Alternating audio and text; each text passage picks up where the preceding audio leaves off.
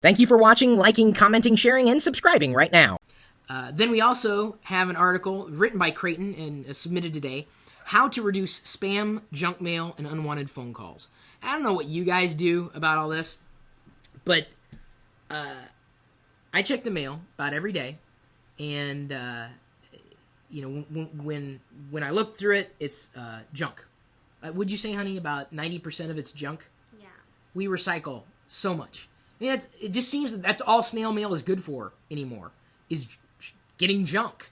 This is one of the reasons why, and Craighton does go into this, very rarely will I sign up for anything anymore.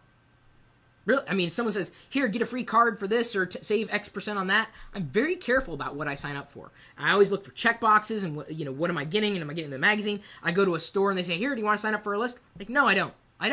If they ask for my mailing address, no way. I don't want it. I've taken most of my bills and moved them online or set them up on an automated payment system.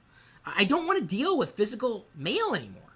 When it comes to, things like spam, I do give my email address away. I mean, chris@perillo.com, you do know that. I am very careful about who I share my email address with. We've had, a long-standing history with keeping people's information private. When I started Locker Room in 1996 as an email newsletter that's still around, and hopefully you guys have subscribed, because we send out updates every single day. Please, if you can, I'd appreciate it. It's kind of full loop. Head over to lockergnome.com/subscribe, or you could look in the sidebar on Locker Gnome for the subscription form. We don't give out email addresses. We don't share it. All we use it for is sending out information that we're publishing on Locker Gnome. That's it. Nice and simple. But you can't always trust people for doing this. You know you can trust me, dude. I'm not going to do that. People would, rake me across the coals. I would be drug out into the street and beaten within an inch of my life if I gave out email addresses. I wouldn't do it. My whole reputation's on the line.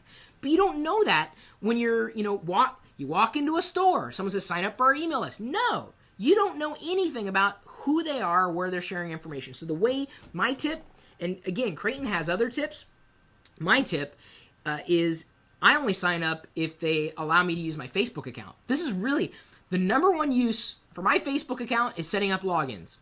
And here's why. I don't want to memorize another password. I don't want to memorize another account. I want to be able to control that subscription.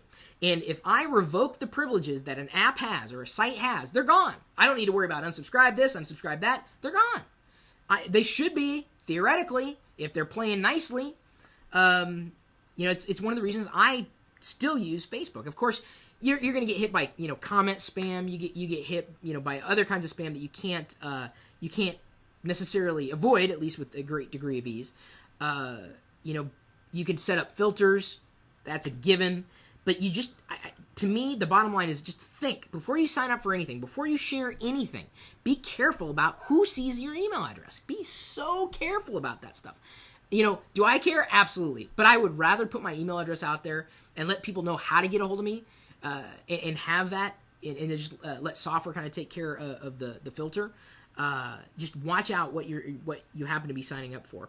In terms of phone calls and stopping phone calls that you don't want, don't give out your phone number. Go unlisted. Craighton's got a couple of other tips, but what I do is I don't answer the phone. Very rarely will I pick up the phone. I'll only pick up the phone if it's family or a close friend, if it's a coworker, if it's my girlfriend. Of course, honey, I pick up the phone. We usually text, though, back and forth. But here's the thing. You want to know how I cut down on unwanted phone calls? 99% of them. I got rid of my landline. I no longer have one. It's just my mobile phone. And I have also set up, I have to pay AT&T $5 to block certain phone numbers from coming through. I still can't block blocked calls, and I still can't block unknown calls, which I just won't answer them. I won't, flat out. Unless I know who's calling, there's no way I'm picking up that phone. It'll go to voicemail. So, for me, it's about, controlling what I put out there and controlling how I let other people get in touch with me. You guys may have different tactics out there. The great, just to add to comments, the great Toy Box here says, I'm sorry, what is snail mail? Not sure if that was sarcastic, but it's mail, physical mail that comes in. We started calling it snail mail when email was out. Austin J. Pritchett says, LastPass is a good password manager. I never used LastPass. I thought the user interface was kind of clunky.